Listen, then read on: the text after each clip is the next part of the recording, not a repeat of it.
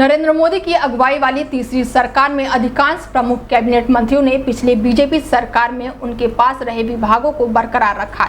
इसमें एक प्रमुख विदेश मंत्रालय की जिम्मेदारी फिर एक बार एस जयशंकर को दे दी गई है, जिन्हें मंगलवार को कार्यभार संभाल लिया। विदेश मंत्रालय का कार्यभार संभालने के बाद उन्होंने कहा कि पाकिस्तान और चीन के साथ हमारे अलग अलग संबंध हैं। दोनों देशों के साथ समस्याएं भी अलग अलग हैं। अगले 5 सालों के लिए पाकिस्तान और चीन के साथ भारत के संबंधों पर विदेश मंत्री एस जयशंकर ने प्रतिक्रिया दी। उन्होंने कहा कि किसी भी देश की और खासकर लोकतंत्र पे किसी सरकार का लगातार 3 बार चुना जाना बहुत बड़ी बात है। दुनिया को यह समझ आ चुका है कि आज भारत में राजनीतिक स्थिति है। उन्होंने आगे कहा कि जहाँ तक पाकिस्तान और चीन का सवाल है, उन देशों के साथ संबंध अलग है और वहां की समस्याएं भी अलग है।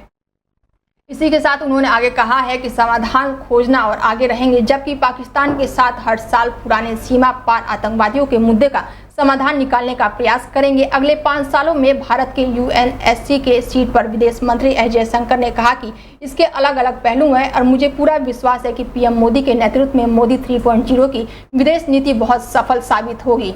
भारत का प्रभाव लगातार बढ़ रहा है, दूसरे देश की सोच में बदलाव आया है। उन्हें लगता है कि भारत वास्तव में उनका मित्र है। उन्होंने देखा है कि संकट के समय यदि कोई एक देश ग्लोबल साउथ के साथ खड़ा होता है तो वो भारत है। दुनिया ने देखा है कि जब हम G20 की अध्यक्षता के दौरान अफ्रीकी संघ के सदस्यों को आगे बढ़ाए तो दुनिया ने हम पर भरोसा किया है।